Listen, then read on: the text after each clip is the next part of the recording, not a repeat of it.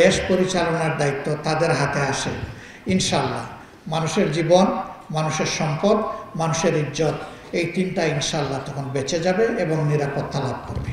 পরিবর্তিত দেশে, সমাজে নূতন বাংলাদেশ যেটা বলা হচ্ছে, কিছু না কিছু অন্যায় অপরাধ তো বিভিন্ন ক্ষেত্রে হচ্ছে, কিন্তু আল্লাহর মেহেরবানি আজকে পর্যন্ত আমি কোনো আলিমের বিরুদ্ধে কোনো অভিযোগ শুনিও নাই, দেখতেও পাই নাই।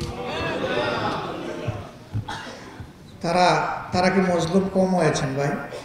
কোটি কোটি মানুষের ভালোবাসায় ফ্রিজ, টিভি এবং এসিতে দেশের ১ নম্বর ব্র্যান্ড ওয়ালটন। তারা জীবন দেন নাই, ওলামায়ে কেরাম শহীদ হন নাই, তাদের উপরে জুলুম করা হয় নাই, তাদের পায়ে ডান্ডাবেড়ি পরানো হয় নাই, রমজান মাস পুরাটা মাস জুড়ে তাদেরকে রিমান্ডে নিয়ে মানসিক শারীরিক কষ্ট দেওয়া হয় নাই, সব হয়েছে। তাইলে তারা কিভাবে শান্ত থাকলেন? কারণ তারা বিশ্বাস করেন যে জমিনের প্রত্যেকটি মানুষ আমাদের কাছে আমানত।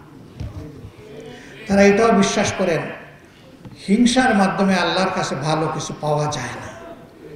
তারা এটাও বিশ্বাস করেন বাড়াবাড়ি কোনো মুমিন বান্দা করতে পারে না। এই জন্য আল্লাহ তাআলা এই সবর এখতিয়ার করার তৌফিক দান করেছে।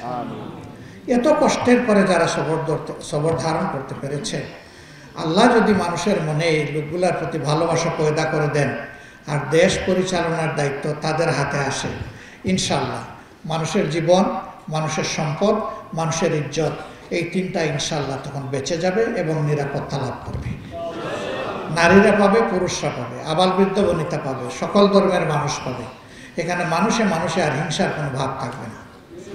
ধর্মের হিসাব আল্লাহ নেবেন। ইন্না ইলাইনা ইয়াবাহুম সুম্মা ইন্না আলাইনা হিসাবাহুম। এদের সবাইকে আমার দিকেই তো আসতে হবে, আর এদের হিসাব নেওয়া তোমাদের নয়, আমার দায়িত্ব। আল্লাহ তাআলা নিজে ঘোষণা দিয়েছে, ওটা ওখানে দিয়ে রাখি।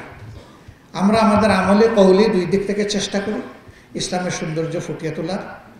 এতে যদি কেউ আকৃষ্ট হয়ে সে আল্লাহর দ্বীনকে, হেদায়েতকে কবুল করে, সেও সৌভাগ্যবান, আমিও সৌভাগ্যবান। কিন্তু এর বাইরে আর কিছু করার কোনো এখতিয়ারও নাই, দায়িত্বও নাই। এখানে কোনো জোরাজুরির কোনো জায়গা নেই, বরঞ্চ মানুষকে ভালোবাসার দায়িত্ব আমাদের।